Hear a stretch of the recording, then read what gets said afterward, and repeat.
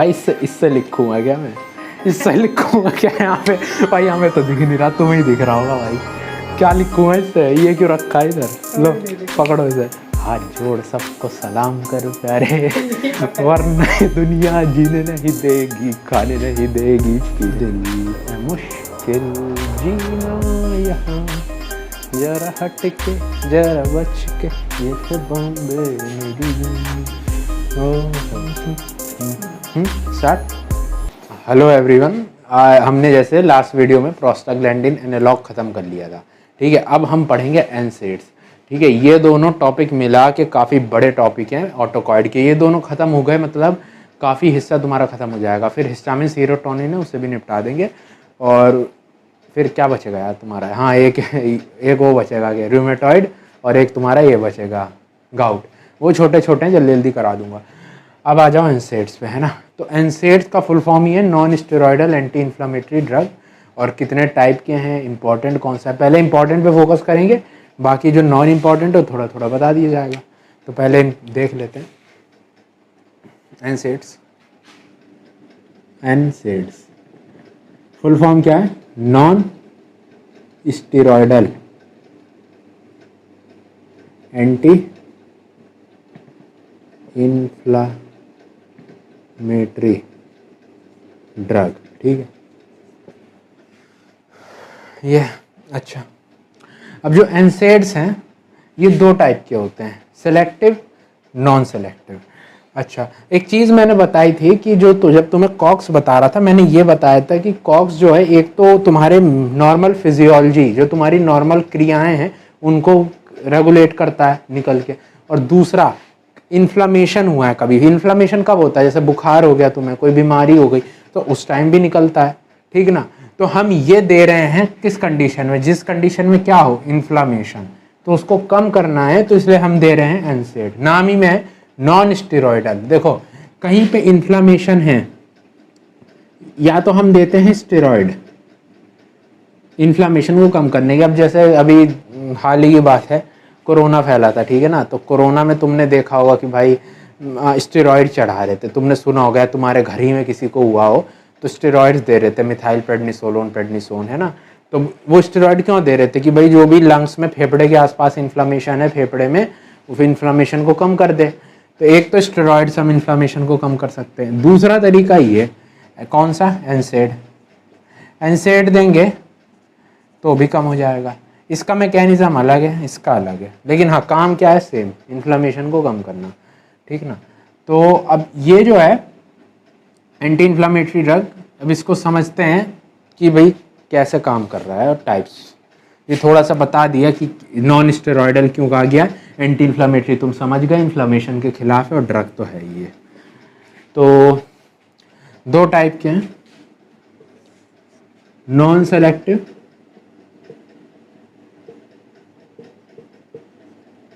COX inhibitor, फिर एक है सेलेक्टिव कॉक्स इनहिबिटर। अच्छा, जो तुम्हारे नॉन सेलेक्टिव कॉक्स इनहिबिटर है, नाम से तुम अंदाज लगा सकते हो क्या लिखा है? नॉन सेलेक्टिव, यानी कि कौन से कॉक्स को इनहिबिट करेगा? दोनों को। नॉन सेलेक्टिव है तो कौन से दो कॉक्स होते हैं? COX 1 and COX 2। दोनों को क्या करेगा? दोनों को इनहिबिट करेगा, ठीक है। और जो ये है सेलेक्टिव कॉक्स इनहिबिटर, ये याद रखना, ये करता है कॉक्स 2 को, सेलेक्टिव कॉक्स 2 इनहिबिटर। अच्छा, अब खुद ही सोचो, मैंने शुरू में बताया था कि कॉक्स 1 तुम्हारा होता है हाउस कीपिंग जीन, और जो कॉक्स 2 है ये तुम्हारा एक्टिवेट होता है सिर्फ इन्फ्लामेशन के टाइम पे, है ना। तो अब मुझे एक चीज़ बताओ, हमने जब सबसे पहले ड्रग बनी थी ये वाली, तो जब ये बनी तो ये दोनों को इनहिबिट कर रही थी, तो उससे कुछ साइड इफेक्ट आ रहे थे। तो साइंटिस्ट ने ये दिमाग लगाया, हम क्या करते हैं, हम इसको चालू रखते हैं जो नॉर्मल काम करवा रहा है, जो इन्फ्लामेशन वाला है उसको इनहिबिट कर देते हैं, तो उसकी वजह से है ना, तो उससे वजह से क्या, इन्फ्लामेटरी प्रोस्टाग्लैंडिन कम निकलेगा, उसकी वजह से इन्फ्लामेशन कम हो जाएगा। साइंटिस्ट ने ये दिमाग लगाया, तो उस दिमाग की उपज है ये क्या, सिलेक्टिव कॉक्स 2 इनहिबिटर। लेकिन इसमें कुछ साइड इफेक्ट आ गए तो इसमें बहुत सी ड्रग फिर बैन हो गई। इसके खुद अपने अलग अलग साइड इफेक्ट हैं, साइड इफेक्ट देख लेते हैं। तो पहले क्या है, जैसे ये, तो इसमें क्या है साइड इफेक्ट। साइड इफेक्ट में पहला इसमें इसमें क्या होता है कि जो मैंने वो बताया था तुमको कि जो स्टमक होता है, स्टमक में बताया था कि वो कॉक्स जो होता है कॉक्स 1 वो प्रोस्टाग्लैंडिन बनवाता है। प्रोस्टाग्लैंडिन क्या करवाता है, इंक्रीज करवाते हैं बाइकार्बोनेट, और बाइकार्बोनेट क्या होता है, बेस, और क्या म्यूकस सिक्रीट करवाते हैं। तो ये म्यूकस क्या है, इसकी वॉल को HCl एसिड से प्रोटेक्ट करता है, ठीक है ना। अच्छा, अब मान लो मैं इसी कॉक्स को इस नॉन कॉक्स से इनहिबिट कर दूं, कर दिया, प्रोस्टाग्लैंडिन बनेगा, नहीं बनेगा। SCO3 निकलेगा, नहीं निकलेगा। म्यूकस निकलेगा, नहीं निकलेगा। यानी कि लेकिन एसिड तो निकलेगा, एसिड तो अलग सेल से निकल रहा है। अब एसिड आएगा तो अब जब ये वॉल तो प्रोटेक्टेड है नहीं म्यूकस से, तो ये एसिड क्या करेगा, इन वॉल को डैमेज करेगा। अब मुझे बताओ, एसिड अगर वॉल को डैमेज करेगा उसमें क्या बनेगा, छाला। इसी से क्या कहते हैं, अल्सर। तो इसका साइड इफेक्ट क्या हो गया, एनसेड इंड्यूस्ड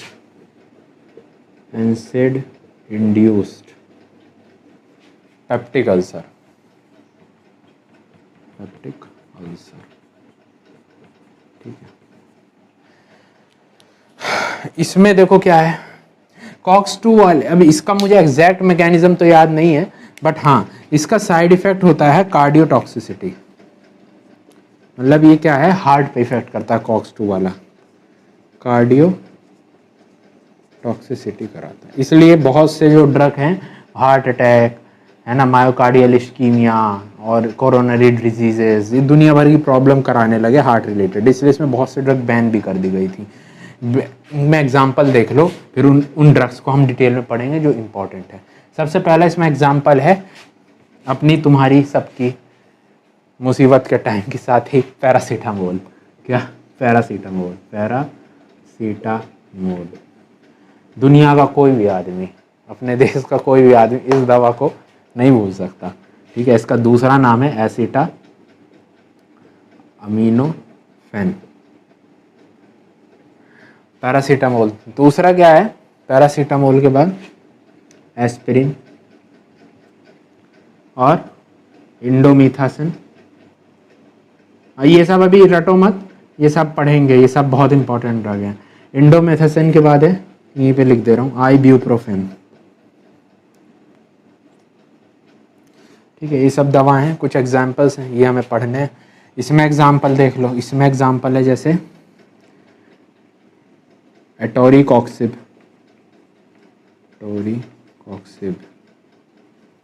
ल्यूमिराकॉक्सिब, ठीक है। तो ये 2 एग्जाम्पल हैं, और भी होते हैं। तो ये हो गए तुम्हारे सेलेक्टिव कॉक्स 2 वाले। तो ये मैंने एक बेसिक डिफरेंस बता दिया नॉन सेलेक्टिव और सेलेक्टिव में। इसको लिखोगे तो अच्छे से लिखना, 5-6 पॉइंट बन जाएंगे। अच्छा, अब आ जाओ, नेक्स्ट हम पढ़ते हैं ये नॉन सेलेक्टिव में पैरासीटामोल। ये सबसे इम्पॉर्टेंट है इस पूरे इसमें एनसेड में, इसको थोड़ा अच्छे से पढ़ेंगे, बोर मत होना बस, बाकी ठीक है।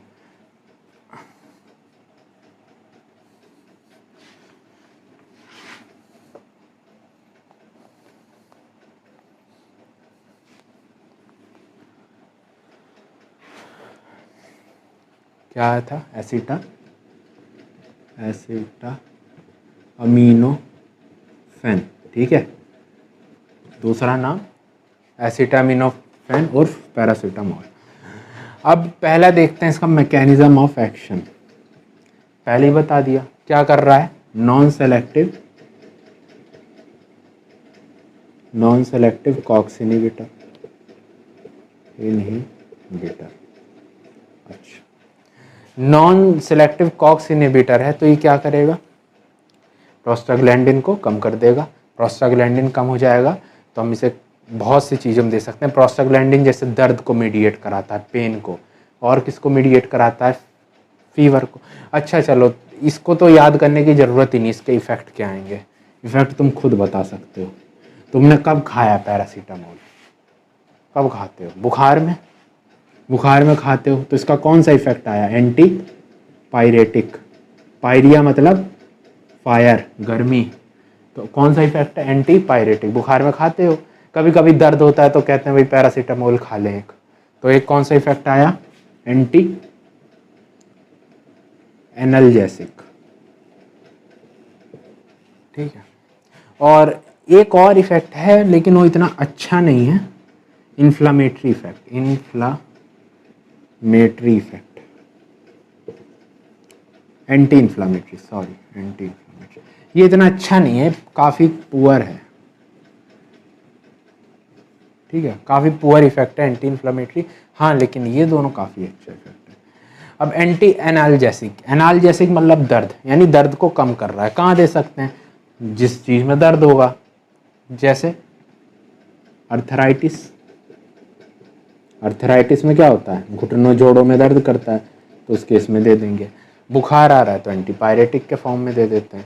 ठीक ना, सबसे कॉमनली कहाँ यूज़ करते हैं, एज अ एंटीपायरेटिक।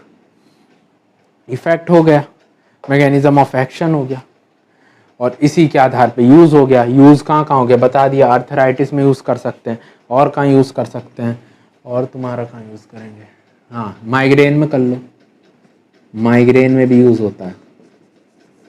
अभी माइग्रेन में ना सीरोटोनिन में बताऊंगा कैसे, डिटेल में कैसे यूज़ करते हैं, तो माइग्रेन में यूज़ करा दिया।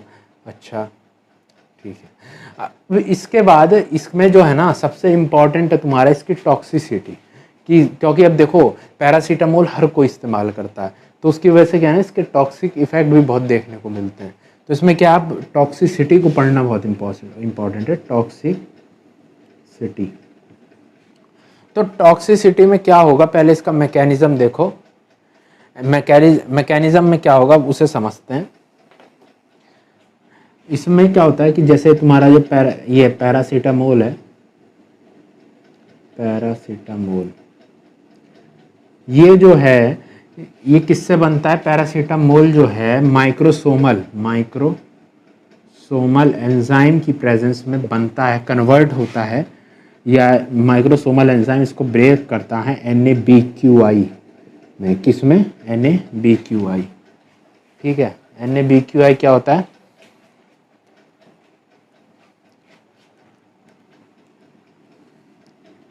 N acetyl para banjo क्विनोनिन। ठीक है, ये होता है। ये क्या करता है, ये तुम्हारे ग्लूटाथियोन पे इफेक्ट करता है। ये क्या कराता है, तुम्हारे ग्लूटाथियोन को डैमेज करके उनको ब्रेक कर देता है, यानी ग्लूटाथियोन कम हो जाएगा। अब ग्लूटाथियोन किस में रिस्पॉन्सिबल होता है, ग्लूटाथियोन जो होता है ये तुम्हारे रिस्पॉन्सिबल होता है एंड उसमें एंटीऑक्सीडेंट इफेक्ट में, ये एक टाइप का तुम्हारा एंटीऑक्सीडेंट होता है। मतलब जैसे ही अब क्या होता है, जैसे तुम्हारा लीवर है, लीवर के अंदर क्या है कि जितना भी तुम खाते हो दुनिया भर का सामान, वो सारा पेट से मतलब इंटेस्टाइन से जाता है लीवर में।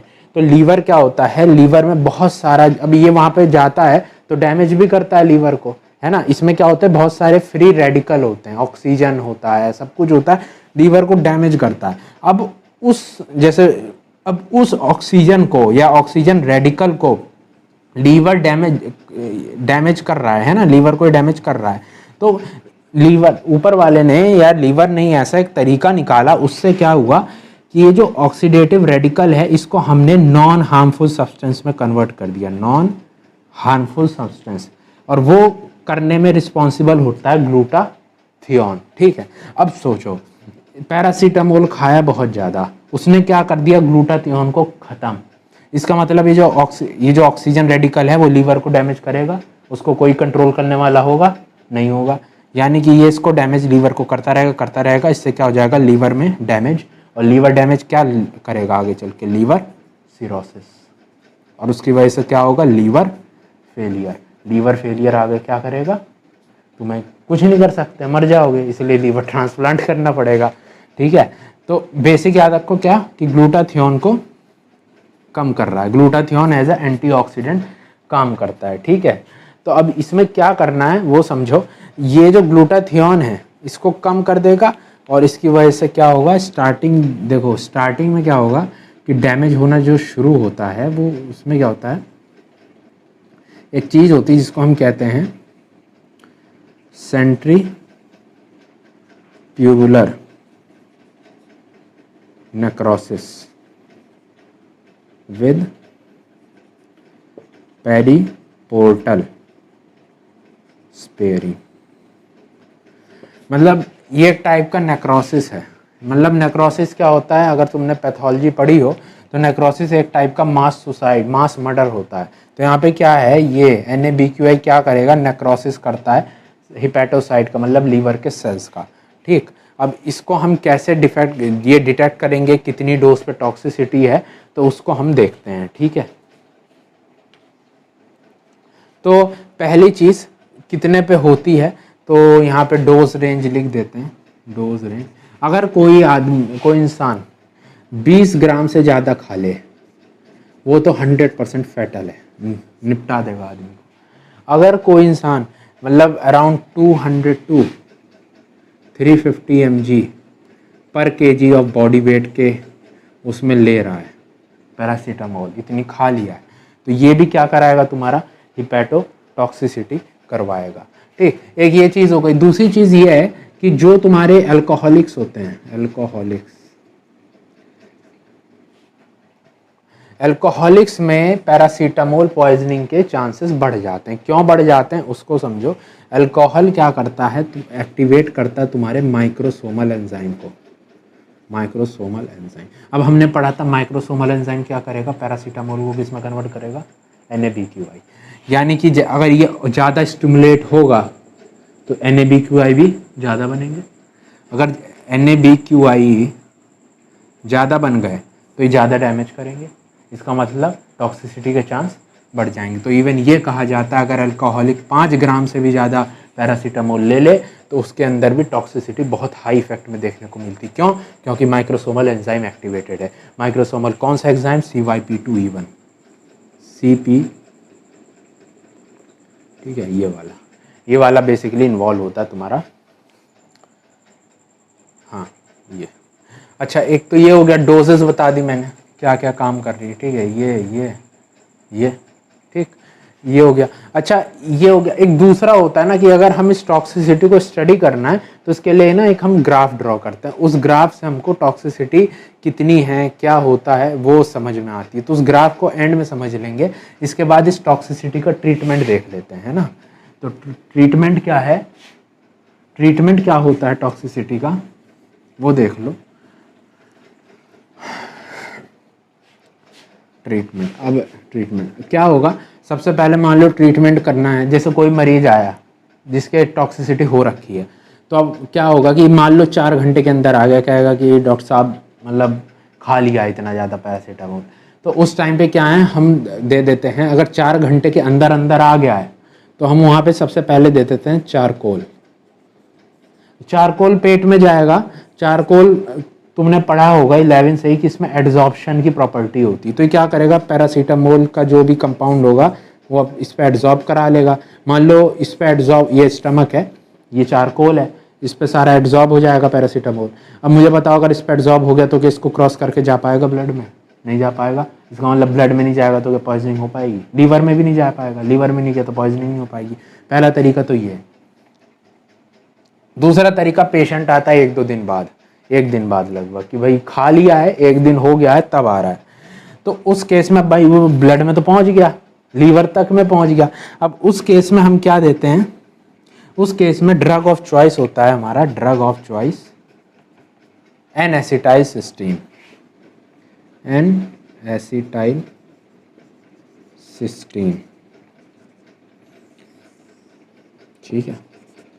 ये N-एसिटाइलसिस्टीन क्या है, ये क्या कराता है, ग्लूटाथियोन के प्रोडक्शन को बढ़ाता है, ग्लूटाथियोन। अब मान लो हमें पता है कि NaBQI ग्लूटाथियोन को कम करता है, तो हमने ऐसा ड्रग दे दिया जो ग्लूटाथियोन को बढ़ा दे। तो अगर इससे पेशेंट इंप्रूव कर जाता है तो बहुत अच्छा है। अगर इससे इंप्रूव नहीं किया तो पेशेंट पहुंच जाता है एक कंडीशन में जिसको कहते हैं हम फल्मिनेंट हेपेटाइटिस, फल्मिनेंट हेपेटाइटिस।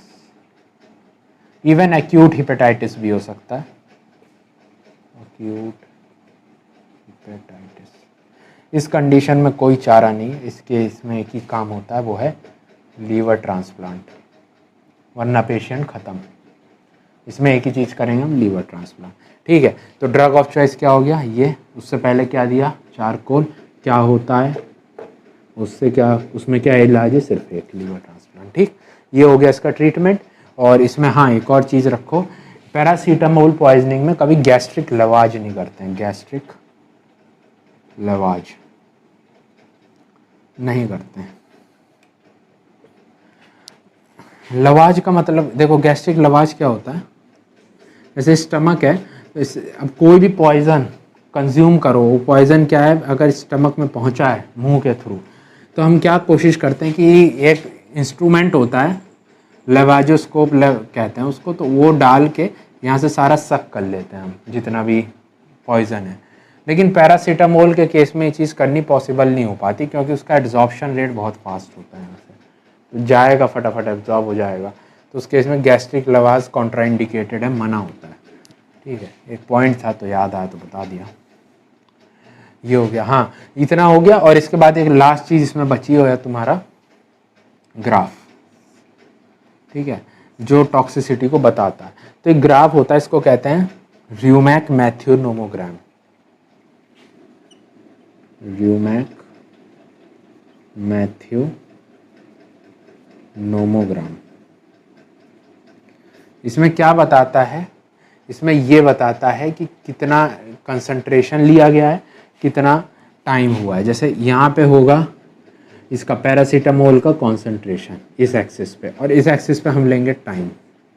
ठीक है, तो अब जैसे मान लो ये ब्लड में कंसंट्रेशन टाइम के साथ घटती है, तो हमें ना ये एक ऐसी लाइन मिलती है, अगर इस लाइन के नीचे है किसी की वैल्यू, जैसे हमने कहा कि एक मरीज आया 3 घंटे में, उसका कंसंट्रेशन मान लो ये 10 है, ये 20 है, ये 30 है, ये 40 है, वो है 3 घंटे में उसका कंसंट्रेशन है 30, तो हमने मैच किया।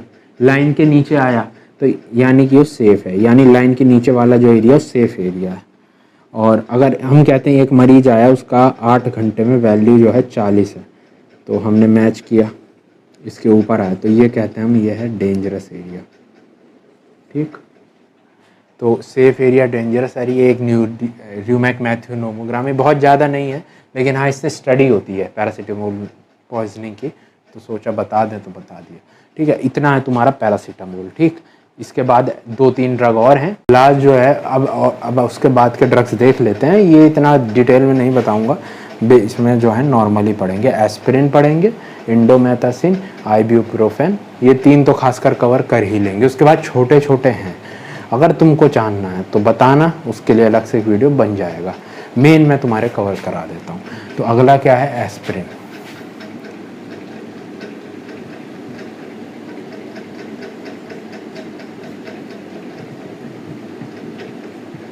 एस्पिरिन, ठीक है। दूसरा नाम क्या है इसका, एसिटाइल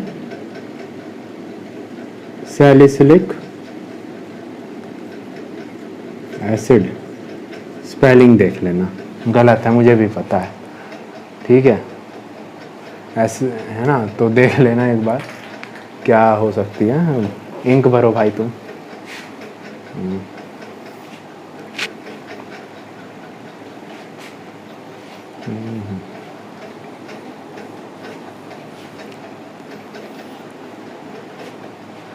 लो, धन्यवाद।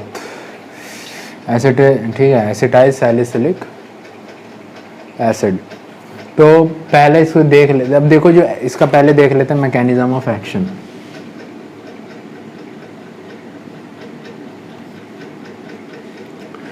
ये इसका जो main one of the important mechanism, इसका मैकेनिज्म बहुत वाइड सा है।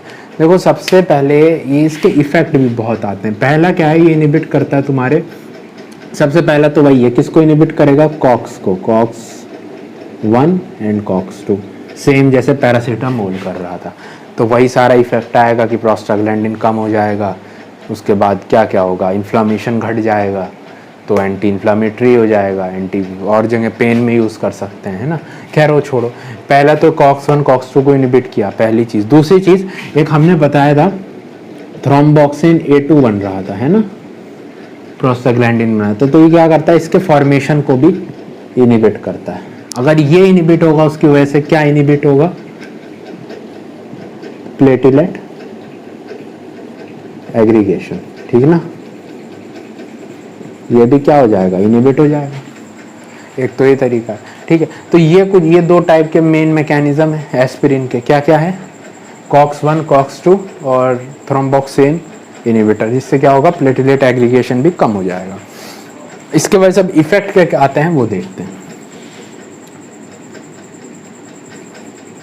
पहला क्या है, थ्रोम्बोक्सिन A2 को इनिबिट कर रहा है। अगर थ्रोम्बोक्सिन A2 को इफेक्ट मतलब सॉरी इनिबिट कर रहा है तो पहला इफेक्ट क्या आएगा, एंटी एग्रीगेंट इफेक्ट, ठीक, एंटी एग्रीगेंट इफेक्ट। एग्रीगेंट किसका, प्लेटलेट का एग्रीगेशन, उसको रोक देगा। दूसरा क्या है, COX-1 COX-2 को इनिबिट कर रहा है, यानी कि उसमें हम इसको यूज कर सकते हैं, किसमें कर सकते हैं, इन्फ्लामेशन में। तो कौन सा इफेक्ट शो करेगा, एंटी इन्फ्लामेटरी इफेक्ट। और क्या होगा, और तुम्हारा किस में यूज कर सकते हैं, एंटी एनाल्जेसिक हो सकता है ना, उसमें यूज कर सकते हैं। और क्या हो सकता है, एज एनाल्जेसिक यूज कर सकते हैं, एनाल्जेसिक्स, ठीक है ना, एनाल्जेसिक यानी पेन में यूज कर सकते हैं। तो ये कुछ जगह है जहाँ पे हम यूज कर सकते हैं। और कैसे यूज कर सकते हैं, एंटीपायरेटिक, बुखार में देते हैं ना, एक ऐड आता था डिस्प्रिन की गोली लो सर दर्द दूर करो, तो क्या सर दर्द क्या है, एनाल्जेसिक, बुखार में भी सर दर्द होता है, बुखार को कम कर रहा है एंटीपायरेटिक, ठीक है ना।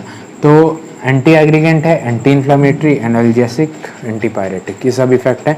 अब ये ना डोज के अनुसार होता है, कुछ इफेक्ट ज़्यादा डोज पे आता है, कुछ इफेक्ट कम डोज पे आता है, ठीक है। तो इसमें जो एंटी एग्रीगेंट इफेक्ट है ये बहुत कम डोज पे आता है। कितने डोज पे आता है वो देखो, ये अराउंड आता है 50 से 320 मिलीग्राम पे, यानी बहुत कम पे आता है। वही एंटी इन्फ्लामेटरी देख लो, तो एंटी इन्फ्लामेटरी तुम्हारा बहुत पे आता है, मतलब लगभग 3 से 4 ग्राम पे आता है एंटी इन्फ्लामेटरी पे। वहीं पे ये दोनों देख रहे हो, ये लगभग आ जाता है तुम्हारा लगभग आसपास 350 से 600 मिलीग्राम पे इफेक्ट आता है ये, ठीक ना। तो कुछ इफेक्ट हो गया, डोज हो गया, कितने पे क्या इफेक्ट आ रहा है, ठीक है सर, रटना मत।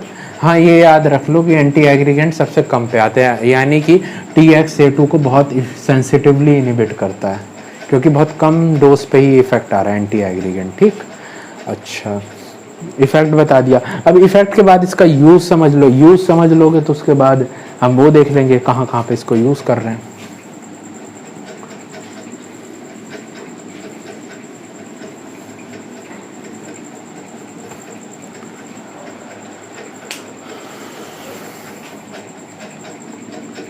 यूज पहले हमने पढ़ा था क्या है, ये एनाल्जेसिक है, यानी दर्द में देंगे। दर्द कैसा हो सकता है, आर्थराइटिस में, आर्थराइटिस का दर्द, आर्थराइटिस में दे देंगे एस्पिरिन, आर्थराइटिस में दे देंगे। किस टाइप की, जैसे रियूमेटॉइड आर्थराइटिस। और कहाँ दे सकते हैं, रियूमेटिक फीवर में दे सकते हैं, रियूमेटिक फीवर है, मतलब एंटीपायरेटिक था तो फीवर में दे रहे हैं। देखो रियूमेटिक फीवर के बारे में थोड़ा सा जान लो, वैसे है नहीं तुम्हारे कोर्स में। क्या होता है, जैसे हार्ट, मतलब क्या होता है कि जो एक तुम्हारा ना बैक्टीरिया होता है, तुमने अगर पढ़ा हो स्ट्रेप्टोकोकस, ठीक है, ग्रुप B स्ट्रेप्टोकोकस, उसके एंटीजन के खिलाफ ना कुछ हमारी बॉडी, हमारा जो शरीर है एंटीबॉडी बनाता है। ये एंटीबॉडी क्या करती है, गलती से कभी कभी हमारे शरीर के सेल्स के साथ रिएक्ट करने लगती है, तो इसको प्रोसेस को कहते हैं क्रॉस रिएक्टिविटी, और उसकी वजह से रूमेटिक फीवर होता है ना। क्योंकि एंटीबॉडी यहाँ बाइंड करेगी, रिएक्शन प्रोड्यूस करेगी, इन्फ्लामेटरी सेल आएंगे, इन्फ्लामेटरी सेल क्या निकालते हैं, साइटोकाइंस, वो साइटोकाइन क्या कराएगा, फीवर। तो उस फीवर को कम करना है तो क्या दे दिया हम, एस्पिरिन। एस्पिरिन दे दिए। तो यहाँ पे यूज़ कर सकते हैं। और कहाँ यूज़ कर सकते हैं इसको, और इसको यूज़ कर सकते हैं फ्लशिंग के केस में, फ्लशिंग, ठीक है। फ्लशिंग, कौन सी फ्लशिंग, नियासिन इंड्यूस, ठीक है। इस केस में हाँ इवन ये ड्रग ऑफ चॉइस है। फ्लशिंग क्या होता है, जैसे फ्लशिंग मतलब जैसे तुमने देखा हो किसी का चेहरा बहुत लाल है, हाथ बहुत लाल है ना, उसमें क्या होता है कि ब्लड का कलेक्शन हो जाता है उस एरिया पे, उस चीज़ को हम कहते हैं फ्लशिंग। तो नियासिन इंड्यूस फ्लशिंग में यही है तुम्हारा ड्रग ऑफ चॉइस। और जैसे क्या हो सकता है, अब इसके साइड इफ़ेक्ट समझ लो। साइड इफ़ेक्ट जैसे यूजेस हो गए, साइड इफ़ेक्ट देख लो। साइड इफ़ेक्ट में देखो क्या क्या है इसका साइड इफ़ेक्ट। एक तो है कि भाई कॉक्स इनहिबिटर है, तो क्या कराएगा, पेप्टिक अल्सर का रिस्क बढ़ा देगा, पेप्टिक अल्सर रिस्क, पहली चीज़। दूसरी चीज़ एसिड है, एसिड अगर ब्लड में ज़्यादा जाएगा तो कौन सा दिक्कत हो सकती है, मेटाबॉलिक एसिडोसिस, ठीक है। और क्या दिक्कत हो सकती है वो समझो। हाँ अच्छा, जैसे एक ये है कि हम ना बुखार में दे रहते हैं ना, लेकिन इसमें एक इम्पॉर्टेंट पॉइंट याद रखो बुखार से रिलेटेड, कि ये जो होता है ना कॉन्ट्रा इंडिकेटेड, मना होता है इन केस ऑफ चिल्ड्रंस, बच्चों में अगर वायरल फीवर है, क्या है, वायरल फीवर, तो उस केस में एस्पिरिन नहीं दिया जाता। जैसे तो आम लोगों को लगता है कि यार एस्पिरिन भी बुखार की दवा है तो दे दो, बच्चे के वायरल फीवर है, लेकिन नहीं, बच्चों को नहीं देना चाहिए, क्योंकि बच्चों में क्या है, इसकी वजह से एक दिक्कत मिलती है जिसको कहते हैं राइस सिंड्रोम। नाम मत याद रखना, बस लिख दे रहा हूँ, राइस सिंड्रोम। इसमें दो चीज़ होती है, एक तो अपना पहले से वायरल फीवर है उसकी, और ये एस्पिरिन दे दिए तो इसकी वजह से दिक्कत हो जाती है जिसको कहते हैं हिपैटिक एंसेफेलोपैथी, ये भी मत रटना, हिपैटिक एंसेफेलोपैथी। मतलब क्या है कि ये निशानी होती है तुम्हारे कि लीवर तुम्हारा काम नहीं कर रहा है ढंग से। क्या होता है कि लीवर, ये लीवर है, लीवर में जैसे ही डैमेज होना शुरू होगा तो लीवर क्या है, बहुत सारे जितने भी टॉक्सिन्स हैं अपने वो ब्लड में रिलीज करेगा, ठीक है। टॉक्सिन रिलीज हो गए और ये सारे टॉक्सिन क्या है, फिर ब्लड में ट्रैवल करते करते जाएंगे तुम्हारे ब्रेन में, ये ब्रेन और स्पाइनल कॉर्ड है ना, तो ये जाएंगे ब्रेन, और अब ये टॉक्सिन जो है ब्रेन स्पाइनल कॉर्ड में जाएंगे तो वहाँ पे क्या करेंगे, अलग अलग तरह की प्रॉब्लम प्रोड्यूस करेंगे। तो इंसान को क्या होगा, जैसे ड्राउजीनेस है, ठीक है, और उसको साइकोसिस होगा, दुनिया भर की दिमाग की दिक्कतें शुरू हो जाएंगी। तो ये निशानी होती है किसकी, हिपैटिक फेलियर की, एक्यूट हिपेटाइटिस की, क्या, हिपैटिक एंसेफेलोपैथी। मतलब इतना याद रखो, टॉक्सिन निकल रहा है, टॉक्सिन दिमाग में असर डाल रहा है, इसको कह रहे हैं हिपैटिक एंसेफेलोपैथी। वैसे काफ़ी कॉम्प्लिकेटेड है, कॉग्लोपैथी भी होती है, बहुत कुछ होता है इसमें, लेकिन हाँ, तो कब नहीं दे रहे हैं, चिल्ड्रन के केस में, क्यों, क्या कराएगा, राइस सिंड्रोम, क्या होता है उसमें, हिपैटिक एंसेफेलोपैथी, ठीक। ये चीज़ हो गई। अब सोचो किसी ने बहुत ज़्यादा खा लिया, ठीक है, मतलब 4-6 ग्राम खा लिया, 20 ग्राम से ऊपर खा लिया, क्या खा लिया, तुम्हारा एस्पिरिन, क्या खा लिया, एस्पिरिन। टॉक्सिसिटी, अगर एस्पिरिन खा लिया किससे ज़्यादा है, मतलब 8 से 10 ग्राम, इससे ज़्यादा अगर खा लिया तो उस केस में टॉक्सिसिटी होती है जिसको हम कहते हैं सैलिसिलिज्म। क्यों कहते हैं, देखो इसका नाम में क्या है, सैलिसिलिक एसिड, इसीलिए ये टॉक्सिसिटी हो गई, तो उसको क्या कह दिया, सैलिसिलिज्म। तो इस सैलिसिलिज्म को थोड़ा डिटेल में पढ़ते हैं, क्या क्या इसमें इफेक्ट आएगा।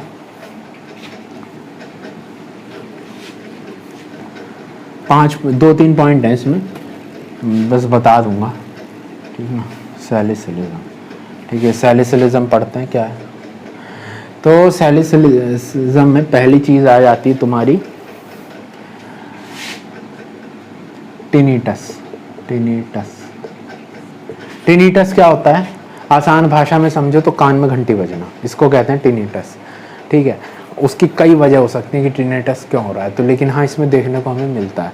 और क्या मिलता है, और मिल सकता है, और मिल सकता है हमें ड्राउजीनेस, ड्राउजीनेस। मैंने एक चीज़ बताई थी कि ये लीवर ख़राब होता है तो उसके बाद क्या हो रही थी, हिपैटिक इंसेफ्लोपैथी। तो यानी कि जो भी लीवर का टॉक्सिन वो कहाँ जा रहा था, ब्रेन में। ब्रेन में क्या करा रहा था, ड्राउजीनेस, क्योंकि नींद, ड्राउजीनेस मतलब नींद टाइप आना, और वो किसके हाथ में होता है, दिमाग के। तो दिमाग पे असर डाल रहा है, यानी क्या हो रहा है, ड्राउजीनेस।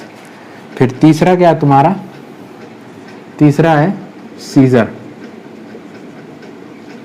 सीजर मतलब मिर्गी के दौरे आना, आसान भाषा में सीजर।